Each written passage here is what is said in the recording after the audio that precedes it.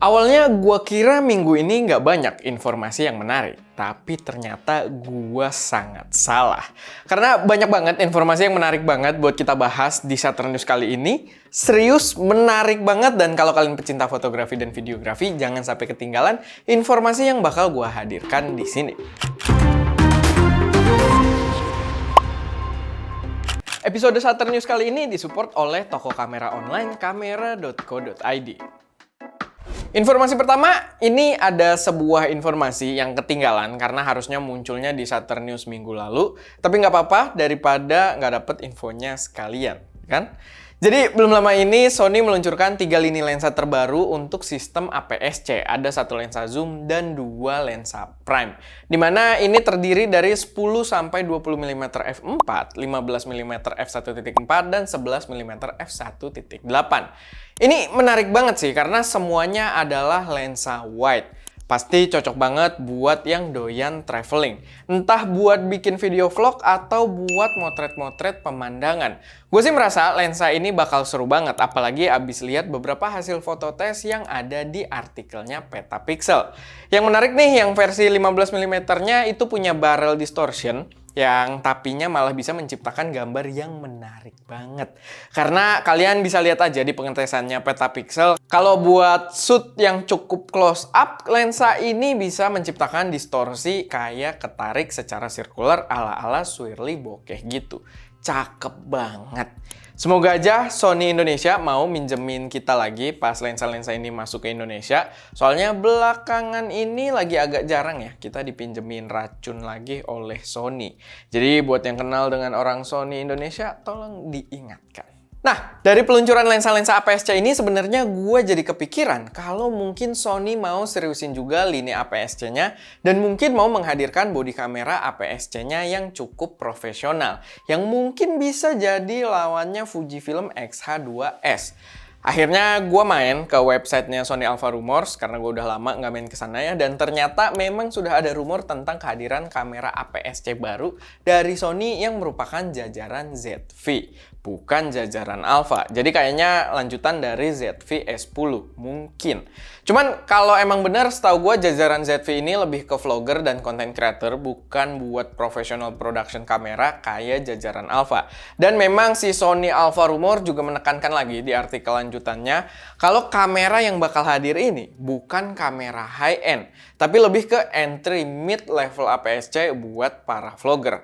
Dan dilihat dari satu sisi, menurut gua kita melihat lensa-lensa yang tadi meluncur gitu ya, yang gua umumkan barusan, cukup masuk akal karena lensa-lensa tersebut menurut gue cukup menarik juga gitu buat vlogging.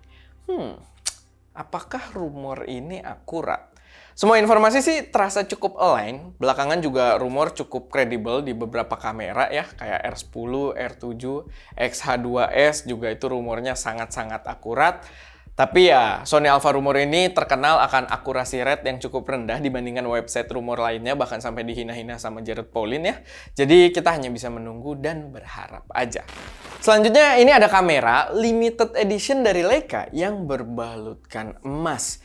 Jadi kalau Leica aja masih kurang buat pride kalian, kurang mahal gitu ya, opsi limited edition ini mungkin menarik buat kalian. Mengutip dari dpreview.com, katanya sih kamera ini adalah hasil kerjasama dengan Thai Beverage, kayaknya semacam nama perusahaan gitu, dan dibuat dalam rangka merayakan pemahkotaan Raja Maha Vajiralongkorn. Semoga gue menyebutkannya dengan benar. Kameranya sendiri dijual dalam set kit yang katanya bakal berkisar 50.000 US dollar. Atau kalau dirupiahin itu sekitar 730 juta rupiah. Kalau dikonversi doang, tanpa pajak, tanpa biaya kirim, dan semacamnya gitu ya. Gue sih duit segitu nggak usah punya ya. Lewat aja kayaknya nggak pernah gitu. Lewat doang gitu di rekening gue buat dikirim ke orang lain lagi, itu kayaknya nggak pernah gitu. Atau nilai transaksi gue pun setahun kayaknya nggak ada separuh dari nilai kamera tersebut. Emang suka nggak masuk akal gitu ya orang-orang kaya ini. Tapi ya kita tidak boleh julid. Lalu yang menarik, ini ada sebuah brand lensa third party yaitu TT Artisan yang juga mengumumkan lensa versi Gold Limited Edition buat Leica M mount. Mungkin emang spesifik dibuat untuk kamera Gold Edition tadi. Atau dari foto-fotonya sih digabung ke warna hitam juga cakep sih. Kelihatan elegan banget gitu. Warnanya kayak saling mengkomplement.